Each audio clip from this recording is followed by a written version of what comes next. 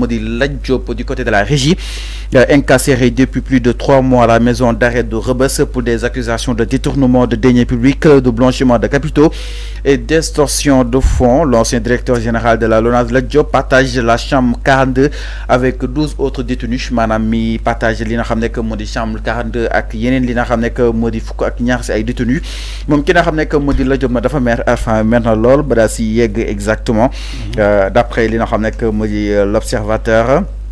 Donc Lat Diop Néna, la première fois qu'ils lui ont amené un repas, c'était un petit repas modeste. Il s'est fâché et leur dit plus jamais ça.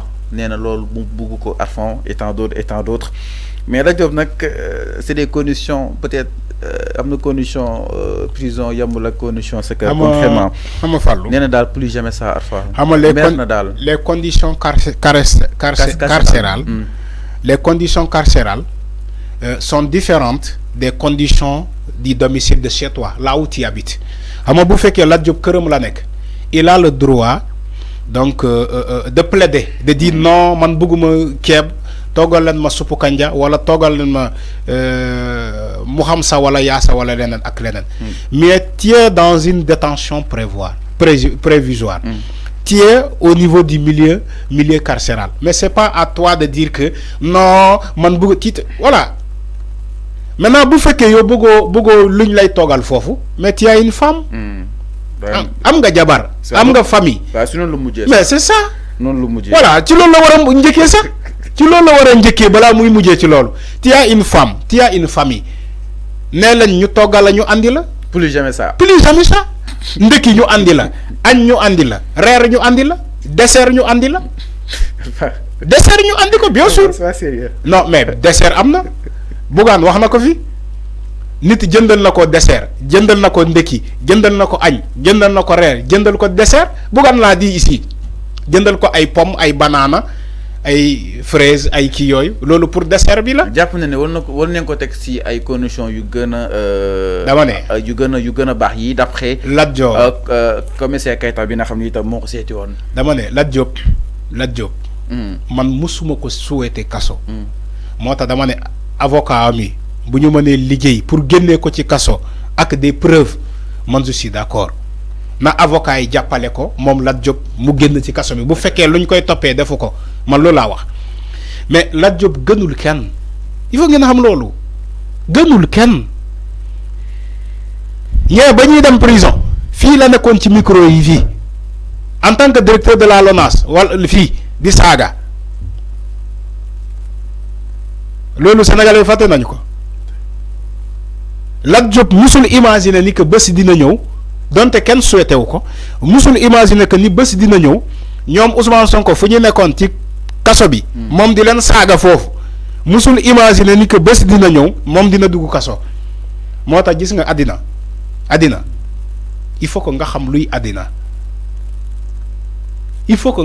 àddina àddina bi kenn moomu ko yàlla moo ko moom yàlla mooy définir yàlla mooy programmer doomu aadama yi fu mu war a jaar-jaaram la donc fàllu bu fekkee fàllu jiit na la kaso da nga ko war a ñaanal lu baax je touche du bois donc da nga ko war a ñaanal lu baax ñaanal ko pour mu jógee fu mu nekk donte gënalu ko mais nit naka lay jiitu la kaso yow ngay toog ci média ci micro ci ay émission di leen saaga di naan ñoom ñoo dem Adji Sarr ñoom ñoo def lii Lat Diop amul saaga bu mu saagawul Ousmane Sonko mais on regarde pas sur ça parce que il n'a pas un problème direct avec Ousmane Sonko moo tax Ousmane Sonko porté wu ko plainte mais ñu mu amal problème dañu ne le directeur de XBET la ñu amal problème la amal tel problème moom moo ko yóbbee kaso c'est ça la réalité donc ñoom bu ñu mënee def fexe tout ba Lat Diop génne ci kaso bi ñu génne ko ci kaso bi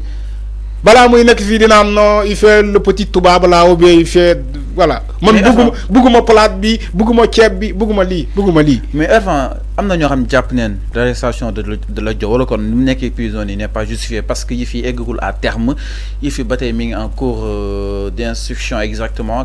kenn koo xam ne itam doon exact tudd mooy l'ancien directeur de woon XBET moom tamit kenn déggutul kenn xamutul sur mu ne jamono ji nga xam ne itam Lat Diop téye nañ ko exactement si li nga xam ne. c'est un processus une procédure. C'est une procédure. Le cas de Lat Diop, c'est une procédure qui suit son cours. Mon avocat, tout récemment, ils ont déclaré qu'ils demandent l'annulation de la procédure. Donc, l'affaire de Lat Diop n'est pas arrivée à terme. Ce n'est pas une condamnation. Même vous faites ce n'est pas une condamnation définitive. Parce que, ça au niveau de la Cour suprême. Moi, les avocats de Lat Diop, Maître El Diouf et autres, ils ont demandé simplement l'annulation de la procédure. C'est ce qu'ils ont demandé. Donc, c'est une procédure qui est en cours. Moi, avocat, mais aussi, ça va demander un travail acharné. Ça va demander aussi des preuves à l'appui. Ça aussi. C'est pas un simple de dire au procureur ou au juge, non, je veux une liberté provisoire. C'est pas comme ça. Voilà. Le cas de Doregay. Une liberté provisoire, Guinée-Bissau. Le cas de Samaharit Biwai, Sedina Fall Bougazeli. Provisoire, liberté provisoire, qui a faux billet. Donc, dossier, mais bien sûr, liberté provisoire, donc, là, il y a un dossier. Liberté provisoire, donc. Même le cas de Sedina Fall Bougazeli, état ce qu'on est dossier bobu dinañ ko enrôler wat parce que liberté provisoire la obtenir. C'est pas une condamnation définitive, ñu ne ko légui defo dara demal. Bougazeli n'a pas été jugé. Bougazeli n'a pas été jugé. Il a été mis en prison en flagrant délit. En flagrant délit. Avocat mi demandé une liberté provisoire pour ñu bayiko, soi-disant que dafa diabète. Mais il faut faire attention. Légui mu ngi né taxawalu dossier bi faté nañ ko.